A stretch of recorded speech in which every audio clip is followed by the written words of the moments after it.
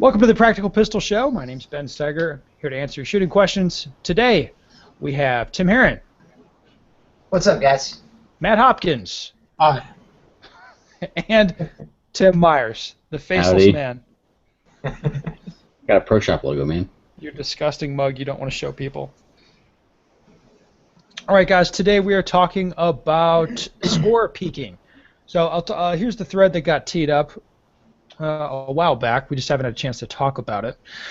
When squatting with shooters of similar skill level to yourself, do you find yourself wanting to look and see what your competitors' hit factors or times are after they shoot? I've done this at times because I think it's very natural to want to know how others close to your level have done, but is it ever beneficial? On the surface, more information is good, but unnecessary added pressure on yourself is bad. Is it match or shooter dependent, or maybe always, or possibly never a good idea? This may be an interesting podcast topic for Ben and the boys to discuss as well. So, Tim, this was your pick for topics. You liked it. I did. What do you think? I don't know. I shot Area 3 with you this weekend, and I learned quite a bit. What's that? Through the process of podcast magic, people will not hear this for weeks. Okay. I understand that. So you understand the time lag. But yes, go ahead. But yeah, I mean, but shooting a match with you, I've learned, obviously, like, you uber top level guys, like, always know where everybody stands, like, at all times. And, like, for me, I'm still kind of at that just like, dude, I just shoot my own game. I think it puts me in the wrong mindset to try to pressure myself to maybe shoot above my head if somebody shoots something better than I do. So I've kind of learned that, like, that's just one piece of pressure that I don't necessarily want or need. So I used to try to look at scores all the time when I was a little less mature in a sport. Now I don't let it bother me. I go in and shoot my own game. But like watching you guys, like, no, just, oh, that guy's got 10 match points on me on that one, or, oh, I got him by 15 match points on that. That shit for me is just like a completely another level of game that you're playing within the game. So I don't know. I don't know how you guys do it, but for me, yeah, it's not good for me. No okay. What if it's a guy that you're competing with that you know you're real even with? Yeah. I don't necessarily try to keep, I guess, a whole lot of score, but I guess, yeah. If you're squatted with a guy, so in theory, let's say it's a match where you're shooting on the same squad as the guy that is also with you in contention to win this match. And that's if in that scenario, do you then look I guess at the I would scores? tend to pay a little more attention to that. Yeah. Well, has that happened to I you? know it has, yeah. And were you watching the scores more? Maybe not necessarily watching the scores as much as watching their performance. And does it still put a little too much pressure on me sometimes? Yeah, I think so. So it was bad. Then you'd say it's a net negative for you. Yeah. Okay. It is. It is kind of it's an unnecessary negative for me. Yeah. All right, Hopkins. What do you think? I like looking at them. I like to use it as a determine where I'm at, how I'm doing in the match. And also, like, after a day of shooting, if you have like a multi-day schedule, I look to see where I stand. Does it affect me? It has in the past. I've gotten over that, and I realize I got what I have to do, and it doesn't really affect how I shoot. Okay, well, if it doesn't affect how you shoot, why do you look? Because I want to know. That's what it boils down to, right? I'm an ADHD or whatever, ADD, fucking idiot. I need information. There's only so much stuff you can do in a hotel room in the middle of fucking nowhere. Ben, can I ask you, how does it affect you? It doesn't change like how I'm going to shoot the stages or anything at all. Like, not a single bit. Well, hold on. We got to ask Tim Myers. Timmy, Yes. You score peak the whole nation, don't you?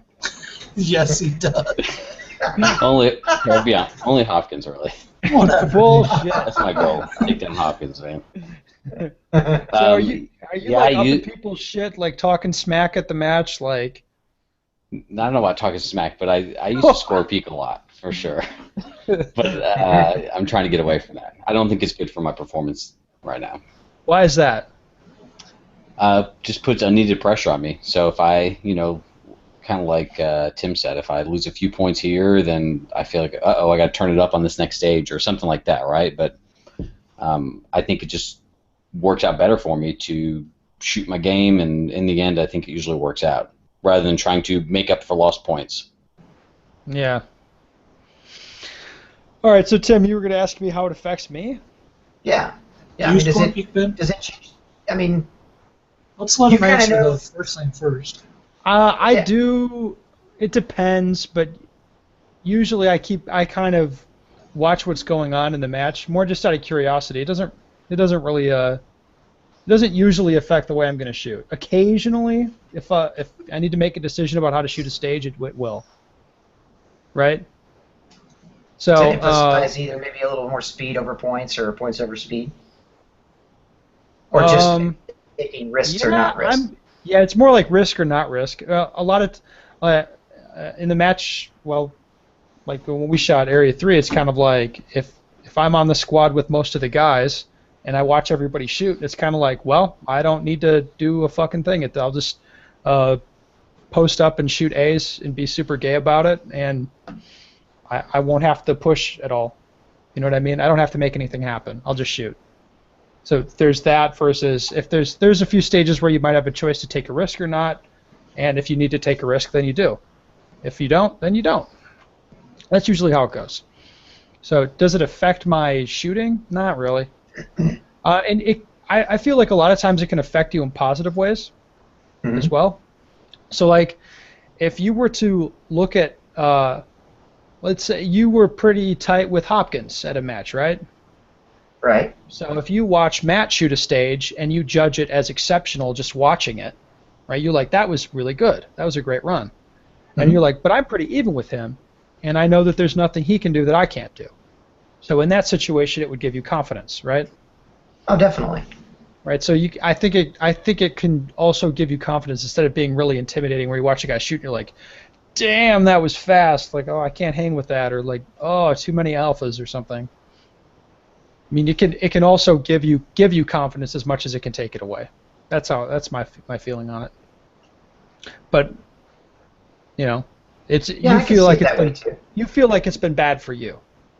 It has, as far as like pushing me, kind of like what Timmy was talking about. I mean, it's had a negative effect on me before, where it's been like, oh shit, man. I mean, that guy just threw down the gauntlet. Now, how am I gonna trump that? And what's interesting is that you feel like you have to trump it. Exactly right, and that's bad. That's bad. That is no bueno. So and I think I'm learning to get beyond that now, and just like, okay, cool, that dude, he might have got me on that stage. If it's an area match where there's a lot of stages, like, okay, fuck it, he got me on that one. So I'm just gonna keep pushing, and I'm sure he'll fuck up someplace, or I'll try not to fuck up anywhere, and I'll just shoot better than him. You just sit back and wait for the fuck up, right? Because it's coming. Right. Exactly. It's always right. coming. It doesn't matter who it is, it's coming. There will be fuck ups. Oh. Hopkins, do you have any advice you'd give to Heron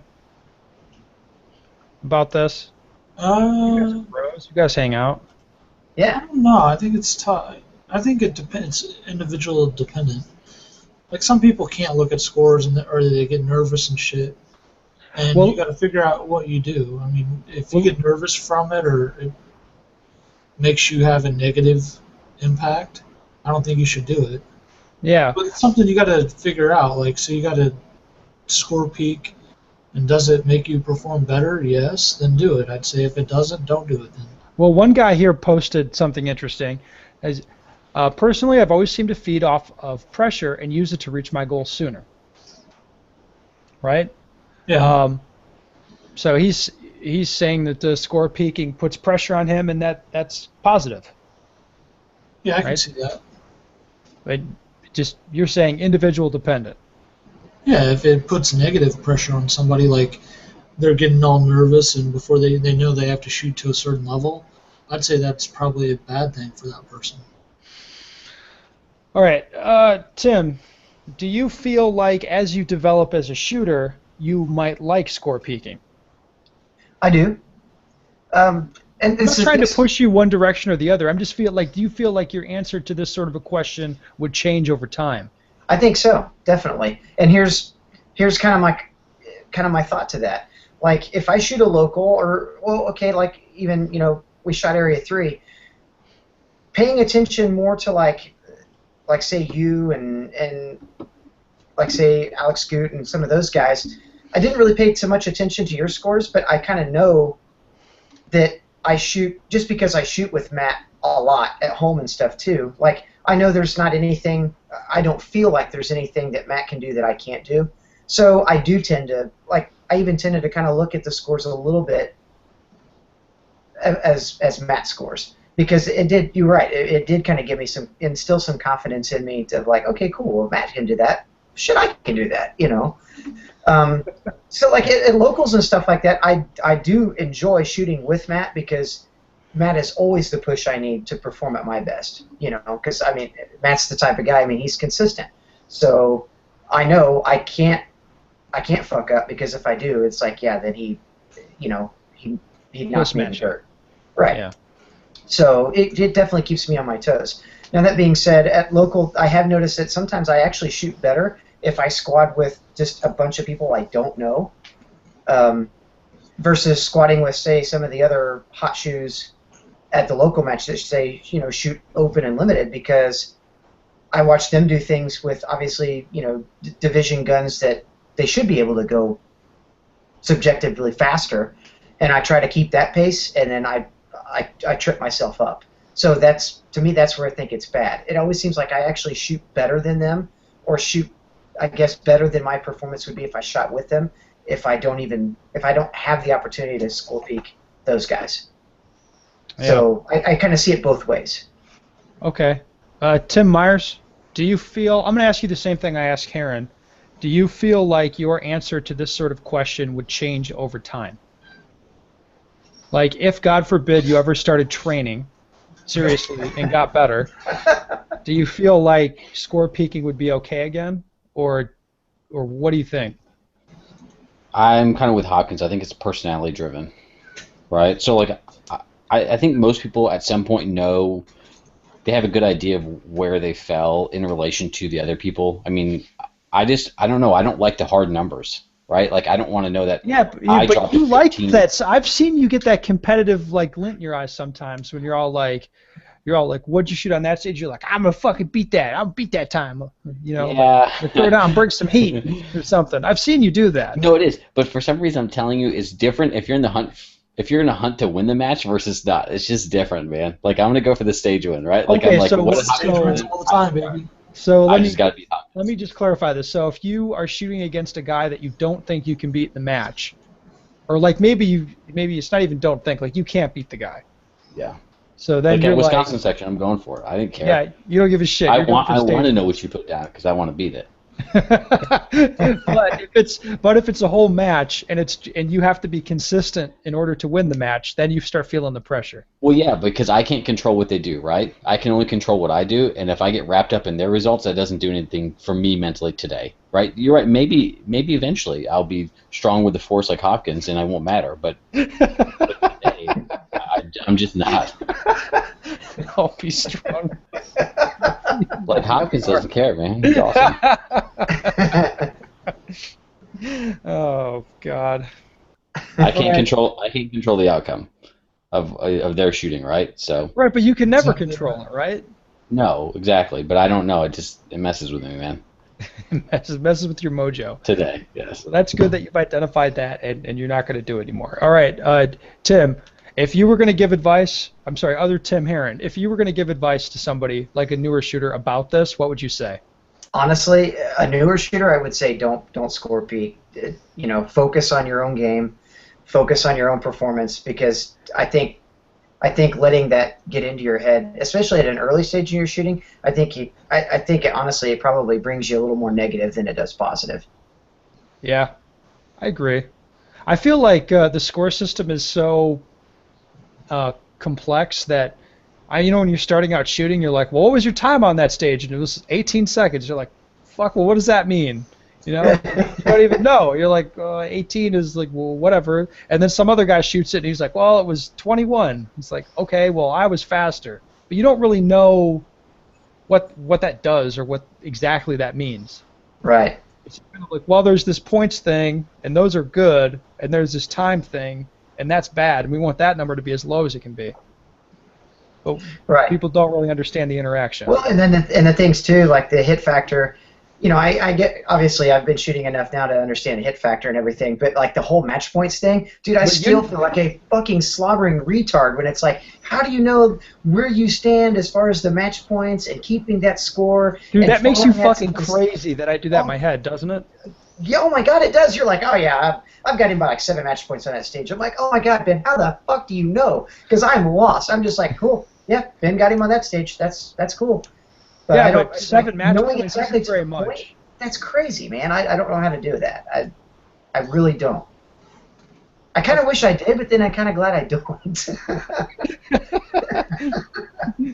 Hopkins, can you sort out the match points thing in your head? I have before, but it doesn't matter to me. Like I haven't figured out a spot where I need to know that. Well, in case you need to take a chance, man, make something happen. I do that for the money on shot. my own. What? And I gotta, I don't know. I need to go the reverse way of that and not take chances. Yeah, I have to talk you out of doing crazy shit sometimes. Yeah, you're like, I'm gonna take these headshots from 25 yards. I'm like, no, don't do it. Yeah, that was not that worked out in the end though. I didn't shoot them. I'm not crazy.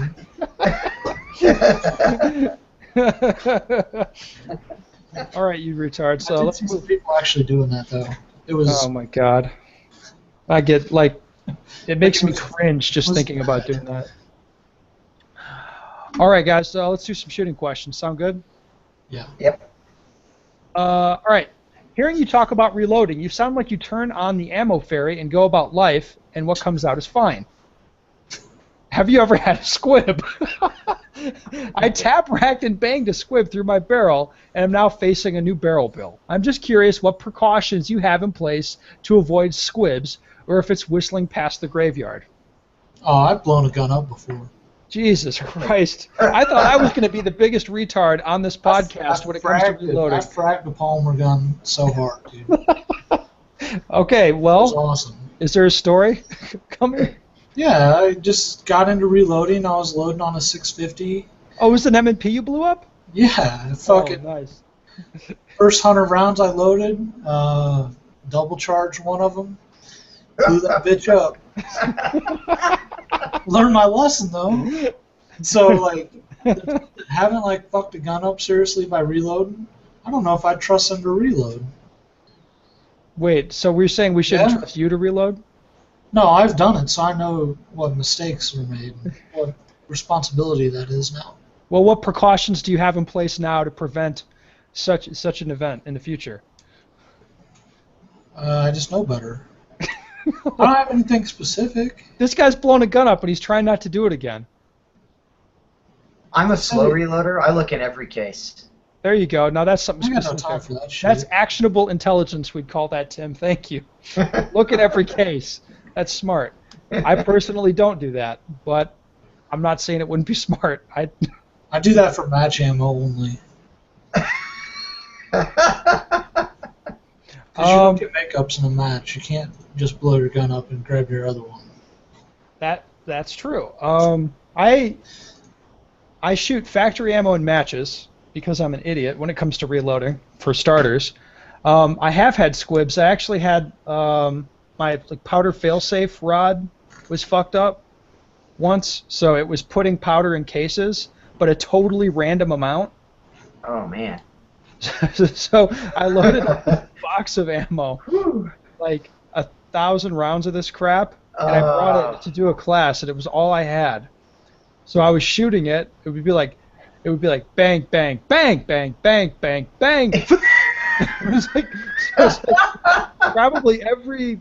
I'm not exaggerating when I say like 1 in 15 was a squib, but it wasn't. It wasn't a no powder I've squib. seen you pound one out before.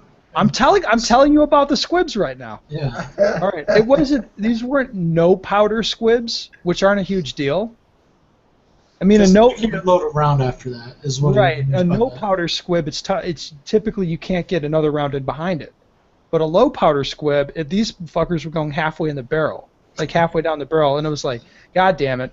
So I had 1,000 rounds of shit ammo, but I had like 6 guns with me because I was testing something, I think.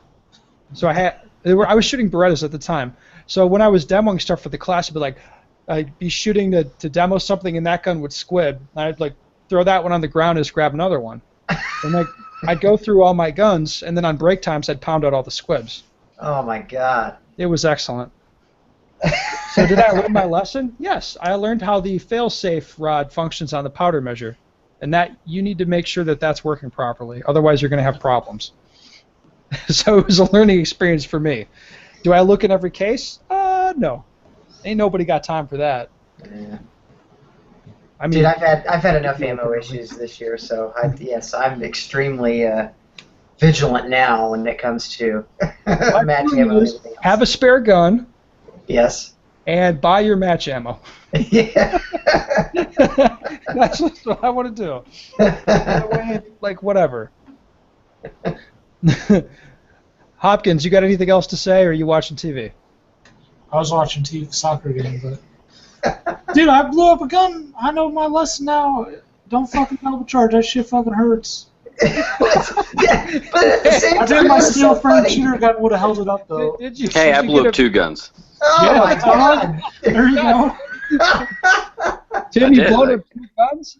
2 Glocks, yeah. Jesus. I only cracked 1 frame though. Did you get a free frame out of Glock about that? You're like, I it don't was know what you're talking factory about. ammo, dog. Like, I did.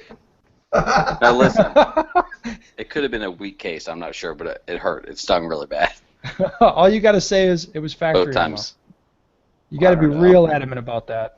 Yep, they replace it. They know I better. did cost myself a win at a major match last year because of what I thought was a squib. It was actually a split case. But it was funny talking to... You stopped shooting?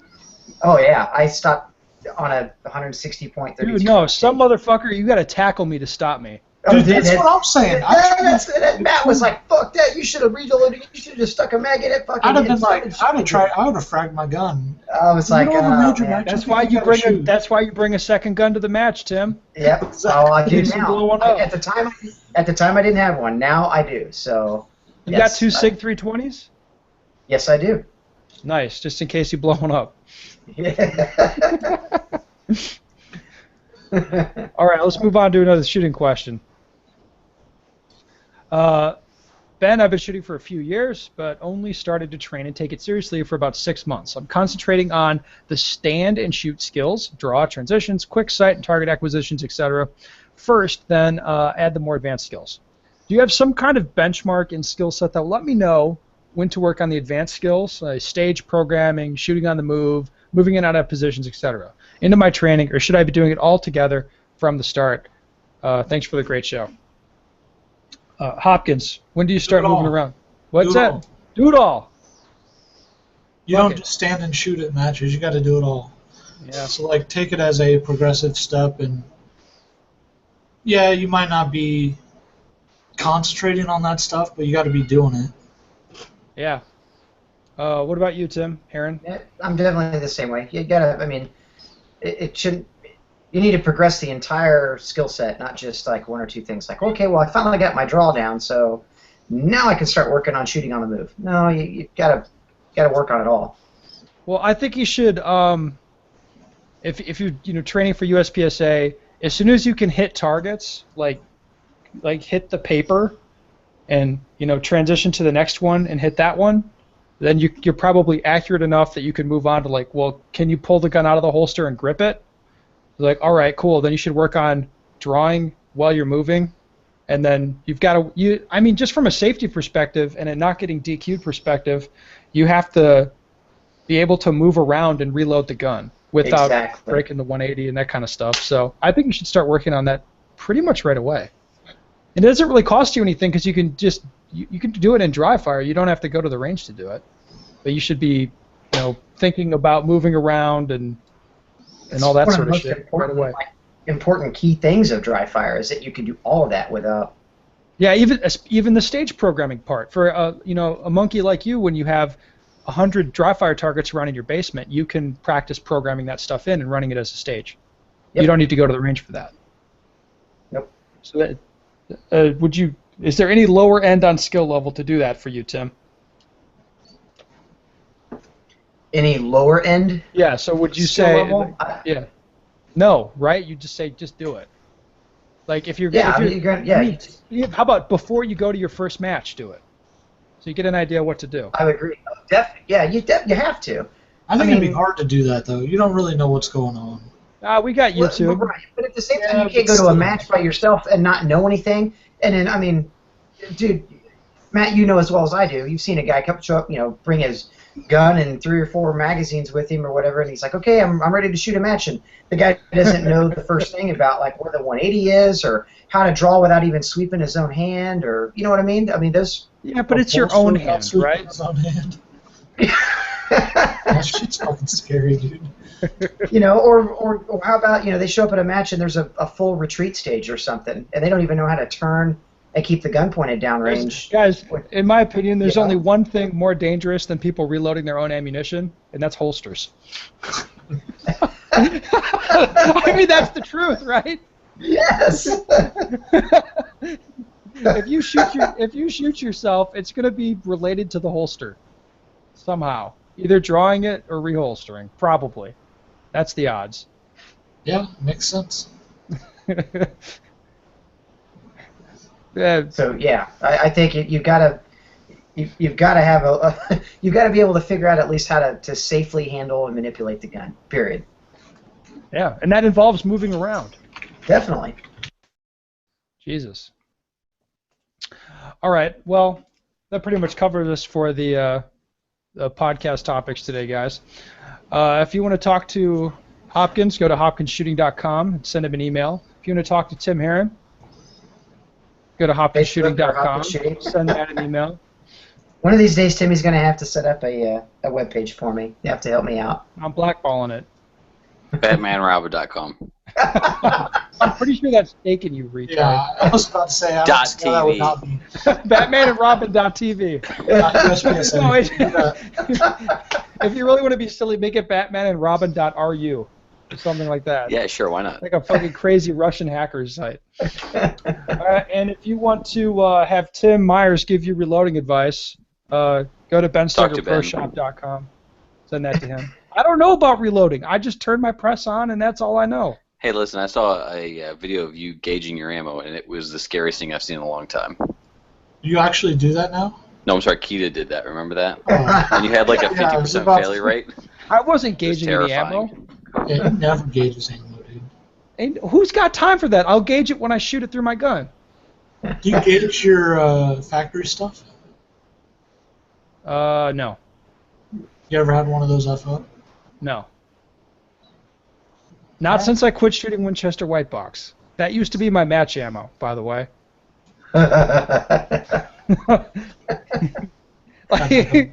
People don't even believe me. I'm shooting I totally would believe you. That I'm shooting Winchester White Box? Yes. Or I used to? I would not put it past you. Period. 115 grains, dog. Like, boom, boom. That shit was awesome. I fucking laid that steel out. I mean, it was still minor, but it was, it was a little stouter. All right. And if you have a shooting question you'd like to send to me, head over to benstegger.com and send me that shit, because we'd love to talk about it.